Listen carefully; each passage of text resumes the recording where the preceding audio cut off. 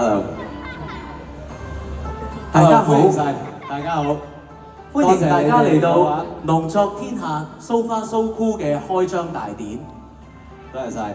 大家可能係咪唔係太清楚咧？其實我哋兩個人咧係成立咗一間公司叫做農作天下，而我哋係冇錢自己搞開張嘅，唯有借呢個場地邀請大家一齊同我哋主持呢個開張大典啊！多謝大家參與。咁喺度同大家簡介下呢間公司先啊。作為行業嘅老字號啦，我哋農作天下早喺2025年已經成立啦。咁我哋公司咧係佔地幾百尺啦，而當中我哋公司標誌性嘅4隻毛筆字係嚟自國際知名書法家陶老師嘅淘寶。咁喺度咧亦都好開心同大家宣佈，我哋公司短短成立9個月已經增設咗電動垃圾桶。嗱，佢仲識自己包垃圾㗎。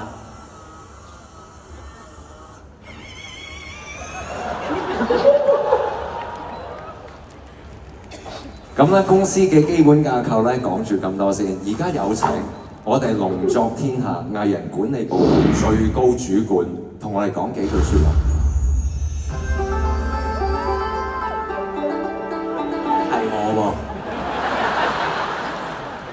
喎。農作天下嘅品牌魅力係沒法擋嘅。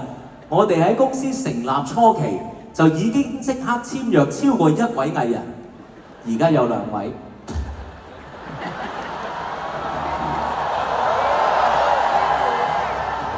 嚟緊公司唔排除喺不久嘅將來係唔會再簽約任何藝人嘅，因為我哋已經有 approach 嘅 target， 包括有古天樂、梁朝偉、周潤發。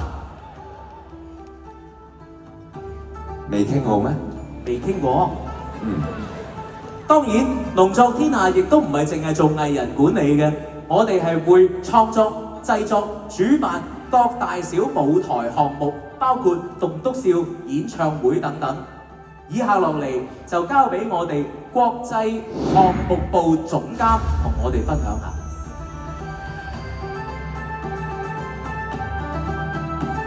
都知㗎啦，我農作天下咧喺過去舉辦咗唔同大大小小嘅活動㗎，我哋都引以為榮，包括有文化康樂節目。講笑全港棟篤笑大賽，睇嚟真係好受歡迎喎呢個節目。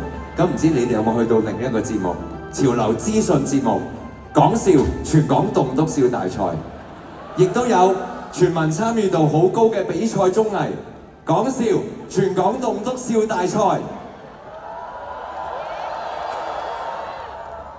當然啦，唔係淨係主辦咗一個活動嘅喎，因為我哋仲有講笑全港棟篤笑大賽海選、初賽同決賽，全部都係一票難求，因為一票都睇晒咁多場。